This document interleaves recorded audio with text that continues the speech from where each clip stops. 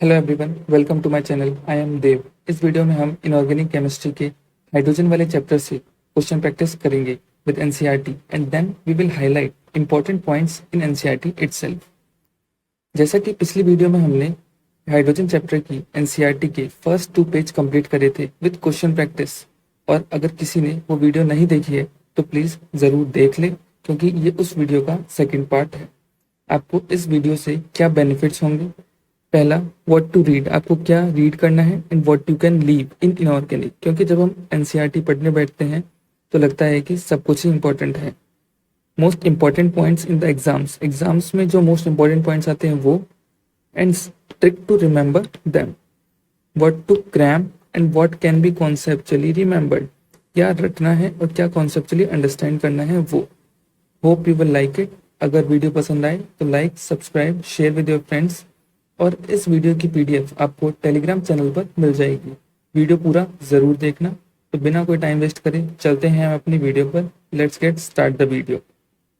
जैसा कि पिछली वीडियो में हमने यहाँ से 1 से लेके 10 क्वेश्चंस तक कर लिए थे, अब हम नेक्स्ट क्वेश्चन, आगे के क्वेश्चन प्रैक्टिस करेंगे। तो question number 11, the physical properties of hydrogen isotopes differ considerably due to their. जो हाइड्रोजन आइसोटोप्स की फिजिकल प्रॉपर्टी है वो डिफर करती है कंसिडरेबली ड्यू टू। ये डिफरेंस क्यों आ रहा है? इसका आंसर है लार्ज मास डिफरेंस। चलिए हम एनसीईआरटी में देख लेते हैं। Physical property of these isotopes differ considerably due to their large mass difference. ये लार्ज मास डिफरेंस, तो ये यहाँ से इंपॉर्टेंट पॉइंट हो जाता है, ये आपको ध्यान रखना है। अब हम जाते हैं नेक्स्ट क्वेश्चन पर। Question number 12, high purity 99.95% dihydrogen is obtained by electrolysis of. इसका आंसर होगा बेरियम हाइड्रोक्साइड। इसको हम देख लेते हैं एनसीईआरटी से। यहाँ दे रखा है high purity 99.95% dihydrogen is obtained by electrolysis warm aqueous barium hydroxide solution. Warm aqueous barium hydroxide solution between nickel electrode BaOH का होल ट्वाइस। ये एक इम्पॉर्टेंट है, और यहाँ पे निकल इलेक्ट्रोड ये भी इम्पॉर्टेंट है, तो ये भी आपको ध्यान रखना है। तो अब हम चलते हैं क्वेश्चन नंबर 13 पर। ब्राइन सॉल्यूशन इज, हम ब्राइन सॉल्यूशन किसे बोलते हैं? ब्राइन सॉल्यूशन होता है हमारे पास यहाँ पे एक्वस एनिसियल सॉल्यूशन को हम ब्राइन सॉल्यूशन बोलते हैं। जैसे कि एनसीईआरटी में दे रखा है कि ब्राइन सॉल्यूशन को हम ड्यूरिंग इलेक्ट्रोलाइसिस हम ब्राइन सॉल्यूशन का यूज करते हैं। तो ब्राइन सॉल्यूशन क्या हुआ? NaCl का aqueous solution is known as brine solution. अब हम, क्योंकि आपको पता है Cl2 ये हमें मिलती है एनोड पर, और H2 है ये हमें मिलती है यहाँ पे कैथोड पर, तो ये भी आपको ध्यान होना चाहिए। वैसे इलेक्ट्रोकेमिस्ट्री में आप पढ़ लेते हैं। अब हम चलते हैं नेक्स्ट क्वेश्चन पर। Hydrogen can not be obtained by, hydrogen can not be obtained by, तो आपको एक स्टेटमेंट क्लियरली पढ़ना पड़ेगा। इलेक्ट्रोलाइसिस ऑफ एसिडिफाइड वाटर, अच्छा ये तो हमारे पास सही है, एनसीईआरटी में दे रखा है। Electrolysis of warm aqueous barium hydroxide solution between निकल इलेक्ट्रोड, अभी हमने देखा था, ये भी सही है। इलेक्ट्रोलाइसिस ऑफ ब्राइन सॉल्यूशन, हाँ ये भी सही है। इलेक्ट्रोलाइसिस ऑफ प्योर वाटर, ना प्योर वाटर नहीं होगा, एसिडिफाइड वाटर होगा, तो इसका आंसर जाता है हमारे पास यहाँ पे 4, क्योंकि कैन नॉट पूछा है। एनसीईआरटी में हम देख लेते हैं एक बार, जैसा कि एनसीईआरटी में दे रखा है electrolysis of acidified water using platinum electrode, हम कर सकते हैं हाइड्रोजन का formation. Second, high purity 99.95% dihydrogen is obtained by electrolysis warm aqueous barium hydroxide solution between nickel electrodes. Second, ये भी सही है।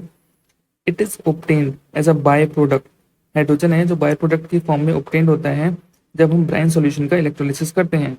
ओके, अब लास्ट, स्टीम और हाइड्रोकार्बन और कोक, हम जब स्टीम की हाइड्रोकार्बन या कोक से रिएक्शन कराते हैं तब भी हमें हाइड्रोजन का फॉर्मेशन हो जाता है। तो ये आपको चारों पॉइंट याद रखने हैं जो कि कॉमर्शियल प्रोडक्शन ऑफ डाईहाइड्रोजन है।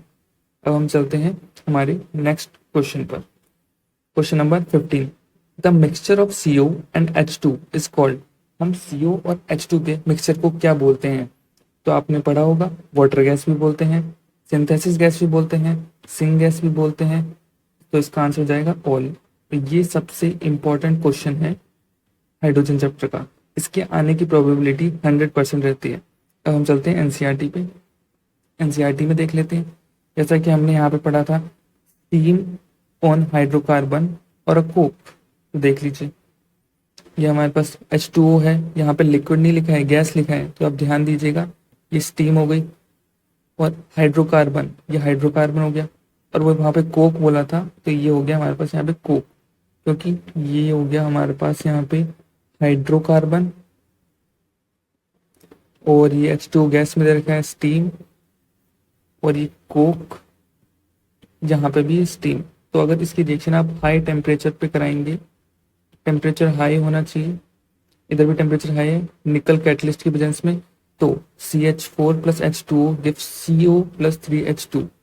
तो यहाँ से जो फॉर्मेशन हो रहा है CO एंड H2 का, इस mixture of CO and H2 is called as water gas. इस वाटर गैस के मिक्सचर को हम बाद में मिथेनॉल के फॉर्मेशन में भी यूज करते हैं और नंबर ऑफ हाइड्रोकार्बन्स भी बनाते हैं। सिंथेसिस गैस इसी को बोला जाता है और सिंक गैस भी इसको बोला जाता है। But nowadays syngas is produced from sewage, sawdust, scarp wood, newspaper, etc. This process of production of syngas from coal is called as coal gasification. ये वाला तो हो गया हमारे पास यहाँ पे वाटर गैस का मिक्सचर, और ये भी हमारे पास यहाँ पे वाटर गैस का मिक्सचर है।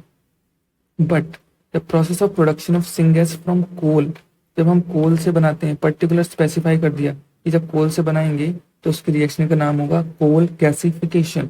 वहां पे कोल होगा, हाइड्रोकार्बन नहीं होगा, इसलिए ये रिएक्शन का आप ध्यान रखिएगा। अगर कोल गैसिफिकेशन लिखा हुआ आता है तो आंसर ये जाएगा। बाद में the production of dihydrogen can increase by reacting carbon monoxide of syngas mixture with steam. जब हम कार्बन मोनोऑक्साइड और सिंगेस का मिक्सचर था उसको स्टीम से फर्दर रिएक्ट कराते हैं एक आयरन क्रोमेट कैटलिस्ट की प्रेजेंस में, तो हमें CO2 गैस रिलीज हो जाती है, एज अ बाय प्रोडक्ट निकल जाएगी जो काम की नहीं है हमारे पास, और H2O का और ज्यादा H2O का फॉर्मेशन होगा, और यही हमें चाहिए था। तो इस रिएक्शन का नाम होगा वाटर गैस शिफ्ट रिएक्शन। हमने हाइड्रोजन के फॉर्मेशन के लिए रिएक्शन को और फर्दर शिफ्ट कराया, मतलब और आगे चलाया। तो इसमें जो कार्बन डाइऑक्साइड है remove by scrubbing with sodium arsenide solution. एक ये भी इंपॉर्टेंट पॉइंट है, जब हम सोडियम आर्सेनाइड सॉल्यूशन के साथ स्क्रबिंग करते हैं तो जो CO2 है जो हमारे पास काम की नहीं है वो रिमूव हो जाएगी। तो अब हम चलते हैं हमारी नेक्स्ट क्वेश्चन पर। विच of the following statement is not correct about hydrogen. Hydrogen के लिए कौन सा स्टेटमेंट करेक्ट नहीं है ये हमें बताना है। सबसे पहला, क्या वो कलरलेस है, क्या वो ओडरलेस है, क्या हाइड्रोजन टेस्टलेस होती है, क्या हाइड्रोजन कंबस्टेबल गैस है, क्या हैवियर देन एयर है, या फिर इंसॉल्युबल इन वाटर है। चलिए एनसीईआरटी में देखते हैं। सबसे पहली चीज, हाइड्रोजन के अंदर डाइहाइड्रोजन सब कुछ लेस ही है, तो आपको याद रखने की ज्यादा जरूरत नहीं पड़ेगी। वैसे कॉमन सेंस से भी आप याद रख लेंगे, कलरलेस, ओडरलेस, टेस्टलेस, तो ये तो आपको याद ही रहेगा, एज सच कोई प्रॉब्लम नहीं है। आपको ये ध्यान रखना है हाइड्रोजन कंबस्टेबल गैस है, वैसे ये भी सबको ध्यान ही रहता है। मेन इंपॉर्टेंट पॉइंट है वो ये लाइटर देन एयर, ये एयर से लाइटर होती है, हायर नहीं होती है, पर इंसॉल्युबल इन वाटर। तो अब देख लीजिए उसका आंसर क्या होगा। इसका आंसर हमारे पास दे रखा है, इसके अंदर हायर लिखा है, ये तो गलत हो गया क्योंकि ये तो लाइटर होता है, तो आंसर जाएगा इसका थर्ड, जो कि नॉट करेक्ट पूछा था। कई लोग क्या होते हैं करेक्ट पर पढ़कर सीधा टिक कर देते हैं कि पहला करेक्ट है, टिक। आप सारे ऑप्शन पढ़िएगा क्योंकि आपको नॉट लिखा हुआ है यहाँ पे, ये गलती मत करिएगा। तो इसका आंसर जाएगा थर्ड। अब पढ़ते हैं हम, चलते हैं हम आगे क्वेश्चन पे। Question number 17, which of the following has the highest bond dissociation enthalpy for a single bonded homoatomic species। Single bonded होना चाहिए होमोएटॉमिक स्पीशीज की highest bond dissociation energy in सब में से किसकी सबसे ज्यादा है।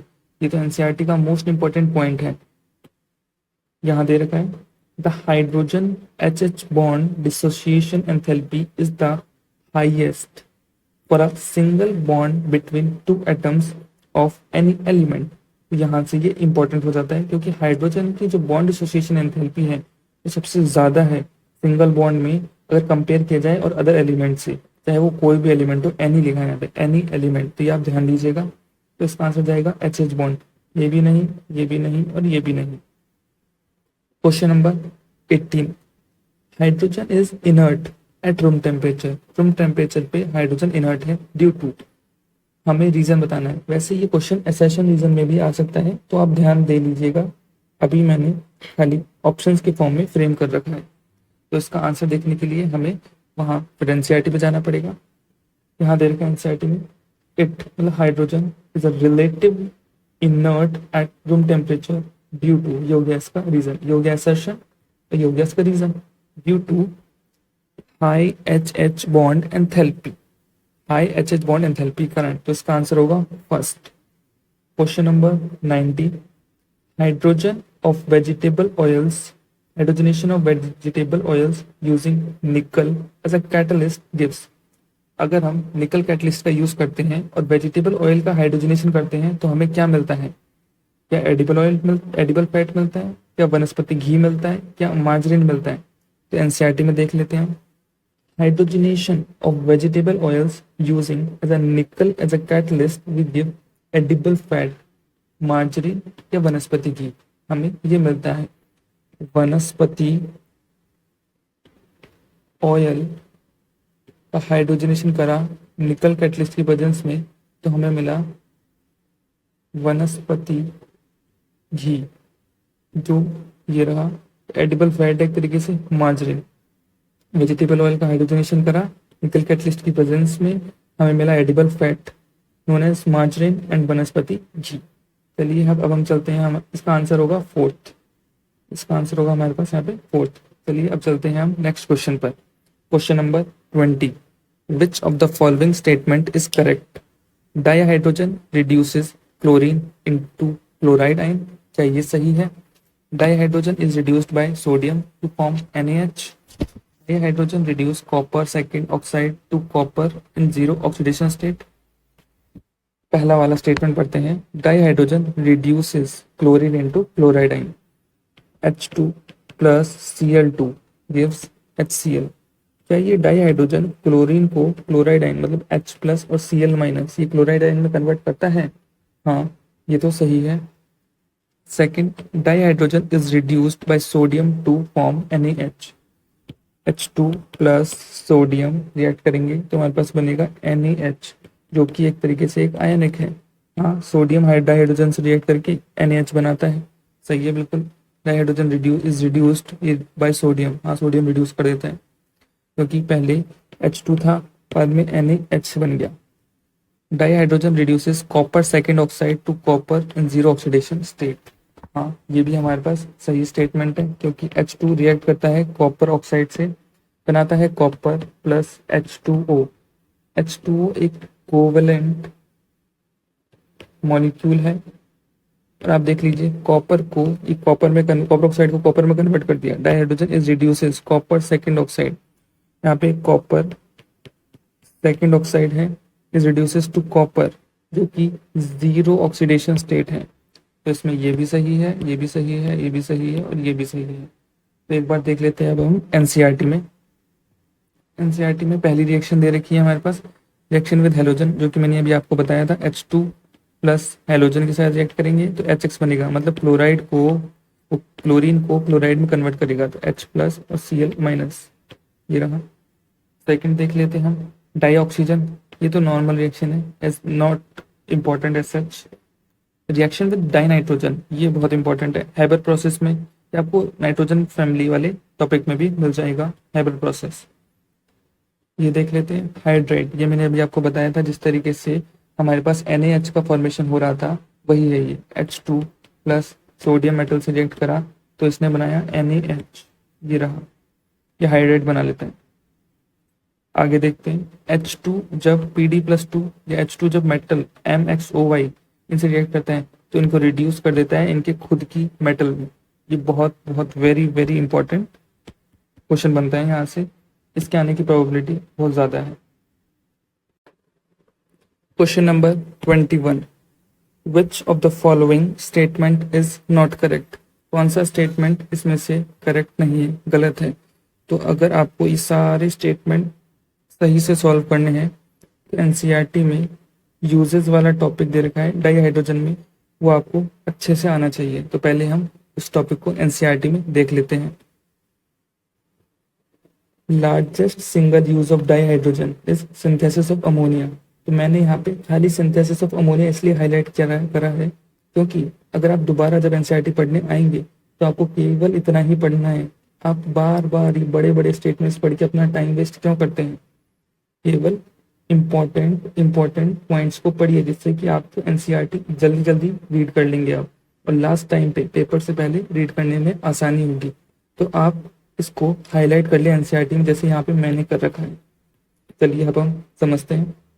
पहला यूज सिंथेसिस ऑफ अमोनिया, दूसरा यूज मैन्युफैक्चर ऑफ वनस्पति फैट। ये ध्यान रखिएगा, यहाँ पे लिखा है वनस्पति फैट का manufacture by the hydrogenation of poly unsaturated vegetable oil. जैसे आपको इतना ध्यान नहीं रखना, बस इतना ध्यान रखना है कि वेजिटेबल ऑयल का हाइड्रोजनेशन करने से हमें वनस्पति फैट का मैन्युफैक्चर हुआ है, बस। दूसरा ये हो गया, पहला ये हो गया। तीसरा ये manufacture of methanol, but this is important, cobalt catalyst. ये कहीं दे नहीं रखा इसलिए इंपॉर्टेंट हो जाता है यहाँ पे। जब हम वाटर गैस या सिंग गैस या सिंथेसिस गैस, तीनों बोल सकते हैं इसको, इस मिक्सचर को यूज करते हैं तो हमें मेथेनॉल का फॉर्मेशन होता है। ऐसा वहां पर भी लिखा था। जब हम यूज करते हैं इसको for the formation of further compounds, जब हम फर्दर कंपाउंड्स बनाने काम में लेते हैं, यहाँ लिखा है UnH2 is used for synthesis of methanol in a number of hydrocarbon। चलिए अब हम आगे देख लेते हैं। ये भी हो गया। मैन्युफैक्चर ऑफ मेटल हाइड्राइड, ये यहाँ पर मेटल हाइड्राइड के मैन्युफैक्चर में। ओके, अब हम यहाँ पे, ये तो इजीली है, हाइड्रोजन क्लोराइड सबको ही पता रहता है कि हाइड्रोजन क्लोराइड इसी से बनता है। Next, reduce metal oxide to metal, ये भी मैंने आपको पहले रिएक्शन बताई थी, ये भी इंपॉर्टेंट है। एटॉमिक हाइड्रोजन, यहाँ पे क्या लिखा है ध्यान रखिएगा, atomic hydrogen and oxy hydrogen torches use for cutting and welding purposes. Cutting और वेल्डिंग पर्पसेस के लिए यूज करा जाता है। इसका हम रॉकेट फ्यूल में भी यूज करते हैं, और ये कभी भी पोल्यूशन के लिए रिस्पॉन्सिबल नहीं है, नॉट प्रोड्यूस एनी पोल्यूशन। और ये इंपॉर्टेंट है कि release greater energy per unit mass fuel in comparison to gasoline. अगर गैसोलीन से कंपैरिजन करा जाए तो ये रिलीज करता है greater energy per unit mass. अब हम चलते हैं हमारे क्वेश्चन पर। पहला दे रखा था use of dihydrogen is in the synthesis of ammonia. हाँ, ये बिल्कुल सही है। दूसरा हमें दे रखा है dihydrogen is used in manufacture of vegetable oils by the hydrogenation of वनस्पति फैट, जबकि ये गलत है। हमें पता है कि वनस्पति फैट, एनसीईआरटी में देख लेते हैं हम जाके, क्या दे रखा है हमें। ये देखिए यहाँ दे रखा है, हमें वनस्पति फैट का मैन्युफैक्चर करना है बाय वेजिटेबल ऑयल के हाइड्रोजनेशन से। देखिए यहाँ पे क्या लिखा है, वेजिटेबल ऑयल का हाइड्रोजनेशन करेंगे तो हमें क्या मिलेगा, वनस्पति फैट। जबकि यहाँ पे दे रखा है हमें कि हमें मैन्युफैक्चर करना है वेजिटेबल ऑयल। अरे हो ही नहीं सकता ऐसा, ये तो गलत हो गया। ये यहाँ पे होगा और ये यहाँ पर होगा, तो ये सेकंड ऑप्शन गलत है। It is used in manufacture of methanol, हाँ सही है। It is used in manufacture of metal hydride, हाँ ये भी सही है। फिफ्थ पढ़ते हैं, atomic hydrogen and oxy hydrogen torches find use for cutting and welding purposes, ये भी सही है। Used in rocket fuel in space research, ये भी सही है। रिड्यूस पॉल्यूशन, नो, कभी पॉल्यूशन प्रोड्यूस ही नहीं करता ये। Greater energy per unit mass of fuel in comparison to gasoline and other fuel, ये तो सही है, लेकिन ये गलत है, कभी भी पॉल्यूशन प्रोड्यूस नहीं करता है। तो इसका आंसर हमारे पास देख लीजिए, सेकंड वाला गलत हुआ और ये वाला गलत हुआ, तो आंसर होगा फर्स्ट। जैसा कि इससे पिछली वाली वीडियो में हमने 1 2 3 4 5 यहाँ तक क्वेश्चन प्रैक्टिस कर लिए थे इसमें से, अब हम आगे के क्वेश्चन प्रैक्टिस करते हैं। High purity H2 is obtained bye, ये क्वेश्चन पूछा गया है कि high purity H2 is obtained bye. ये मैंने आपको पहले बता दिया था, दोबारा इसलिए बता रहा हूँ क्योंकि कुछ क्वेश्चंस बहुत इंपॉर्टेंट होते हैं। अगर आप एक नहीं 2 बार कर ले तो बढ़िया रहेगा। वैसे इसमें मैंने अलग अलग अदर क्वेश्चंस भी लिए हैं, जैसे लेबोरेटरी वाला उसमें नहीं लिया था, तो ये भी हमें इसको भी देखना जरूरी है। High purity H2 is obtained by, तो यहाँ पे मैं लिख देता हूँ इलेक्ट्रोलाइसिस वार्म एक्वस BaOH का whole twice barium hydroxide solution between nickel electrodes. ये हो गया इसका आंसर। अब हम चलते हैं नेक्स्ट क्वेश्चन पे। Water gas is produced by, water gas कैसे प्रोड्यूस होता है? तो आप देख लीजिए CH4 हाइड्रोकार्बन था, जब इसका हम H2O स्टीम से रिएक्ट कराते हैं तो CO प्लस H2 का फॉर्मेशन होता है। दूसरा मेथड था कोल से, कोल सॉलिड, जब इसको हम H2O, ये ध्यान रखिएगा यहाँ पे गैस है, स्टीम, इसकी रिएक्शन कराते हैं तो भी हमें CO प्लस H2 का फॉर्मेशन होता है। ठीक है, आगे चलते हैं। What is syngas? CO plus H2 के मिक्सचर को सिंगैस बोलते हैं हम। सिंथेसिस गैस भी बोल सकते हैं, वाटर गैस भी बोल सकते हैं। The process of production of syngas from coal is called, ये मैंने आपको बताया था, इसको बोलते हैं हम लोग कोल गैसिफिकेशन। आपने पढ़ा होगा, मैंने अभी पहले भी ये क्वेश्चन कराया था इसी से related. Tell water gas shift reaction, आप वाटर गैस शिफ्ट रिएक्शन बताइए। तो देख लीजिए जैसे ही CO प्लस H2 का फॉर्मेशन हुआ जब हमने हाइड्रोकार्बन प्लस स्टीम से रिएक्शन करवाई थी, तो उसको हमें पता है कि जो हमारे पास नॉन यूजफुल मटेरियल है उसको रिलीज आउट करना है, तो CO plus H2O CO2 plus H2 का फॉर्मेशन होगा। इस CO2 को तो रिमूव कर देंगे हम, तो बनेगा H2, तो हम ज़्यादा से ज़्यादा H2 का फॉर्मेशन कर सकते हैं। इसमें जो कैटलिस्ट का यूज़ होता है वो कैटलिस्ट होता है हमारे पास आयरन क्रोमेट, Fe2CrO4 का होल थ्राइस बोल सकते हैं, वैसे एनसीईआरटी में दे रखा है आयरन क्रोमेट, तो ये इंपॉर्टेंट हो जाता है यहाँ से। अब हम चलते हैं आगे। CO2 in the above reaction is remove by, मैंने अभी आपसे कहा था ना, जैसे एनसीईआरटी में मैंने मार्क कराया था CO2 को कैसे रिमूव करेंगे, तो ये हम रिमूव करेंगे सोडियम आर्सेनाइड सॉल्यूशन की मदद से। Sodium arsenide solution. आगे देखते हैं। H2 is prepared in the laboratory bye, laboratory में H2 का प्रिपरेशन कैसे होता है, तो ये हमने एनसीईआरटी में देखना पड़ेगा पहले। लेबोरेटरी प्रिपरेशन ऑफ डाईहाइड्रोजन, तो आपको पता होगा जिंक एसिड से भी रिएक्ट कर जाता है और जिंक बेस से भी रिएक्ट कर जाता है। यहाँ पे आप लोग H प्लस में यहाँ पे डाइल्यूट हाइड्रोक्लोरिक एसिड दे रखा है, वैसे आप डाइल्यूट H2SO4 भी ले सकते हैं। और यहाँ पे आपके पास क्या दे रखा है, बेस NaOH। तो जिंक यहाँ पे क्या काम कर रहा है, जिंक यहाँ पे एम्फोटेरिक नेचर शो कर रहा है, जब एसिड से भी रिएक्ट कर रहा है बेस से भी। वैसे मोस्ट इंपॉर्टेंट पॉइंट तो ये है सोडियम जिंकेट Na2ZnO2 का फॉर्मेशन, क्योंकि ये नीट में आने के चांसेस बहुत ज़्यादा हैं। क्योंकि सबको पता है कि जिंक रिएक्ट करेगा एसिड से भी और बेस से भी, लेकिन वो ये पूछ लेगा कि जब बेस से रिएक्ट करता है तो क्या कौन से प्रोडक्ट का फॉर्मेशन होता है, वो ऑप्शंस में दे देगा इसको सोडियम जिंकेट। तो आपको ये ध्यान रखना है Na2ZnO2। तो ये दोनों हमारी रिएक्शंस यहाँ पर है जो लेबोरेटरी प्रिपरेशन में हमें पढ़नी है। तो अब हम क्वेश्चन पे हम उस पर आ जाते हैं। Laboratory H2 is prepared in the laboratory bye, H2 को हम लोग लेबोरेटरी में कैसे प्रिपेयर करते हैं ये मैंने अभी आपको बता दिया। अब हम चलते हैं नेक्स्ट क्वेश्चन पे। H2 is prepared commercially bye, इसके जो 4 पॉइंट्स हैं वो मैंने आपको पहले बता दिए वीडियो में पहले जिसने क्वेश्चन प्रैक्टिस कर रखे हैं उसको ये आते होंगे। H2 plus PD+2 H2 plus MXOY, ये रिएक्शंस, इसमें हाइड्रोजन मेटल ऑक्साइड और इसको मेटल में रिड्यूस कर देता है, जबकि आपको एनसीईआरटी में ये यूजेस में भी दे रखा है और आपको रिएक्शन भी दे रखी है। इसकी रिएक्शन होती है यहाँ पे PD प्लस, और यहाँ पे PD का फॉर्मेशन हो जाएगा और यहाँ पे हमारे पास यहाँ पे एक इंडिविजुअल मेटल का फॉर्मेशन हो जाएगा। Hydrogenation of vegetable oil use dash as a catalyst, हम वेजिटेबल ऑयल के हाइड्रोजनेशन के लिए कौन सा कैटलिस्ट का यूज करते हैं, ये दे रखा है यहाँ पे निकल कैटलिस्ट का यूज करते हैं। Example of hydrogenated oil, hydrogenated oil का एग्जाम्पल बताइए। वनस्पति घी और मार्जरीन। ये reaction H2 plus CO plus RCH double bond CH2, ये रिएक्शन एनसीईआरटी में दे रखी। इसको अब हम एनसीईआरटी में देख लेते हैं। H2 plus CO plus this alkene, olefin alkene को बोला जाता है, और एल्डिहाइड का फॉर्मेशन हो गया। इसको याद करने का मेरे पास जैसा ट्रिक भी है, आप उसे भी यूज कर सकते हैं, कभी नहीं भूलेंगे। H2 plus CO plus this is alkene. ये तीनों आपको ध्यान रखना पड़ेगा, तीनों हैं। तो जब आप इसको H2 और CO को अगर आप जोड़ दें तो बनेगा HCHO plus RCH double bond CH2।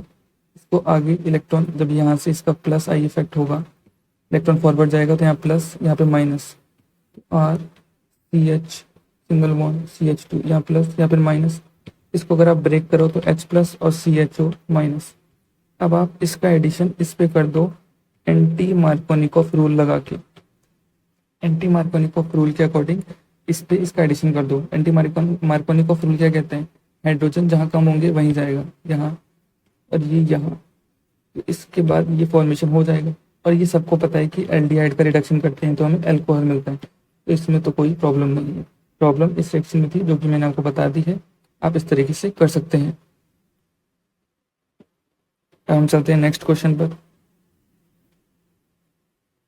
Largest single use of H2 is synthesis of ammonia.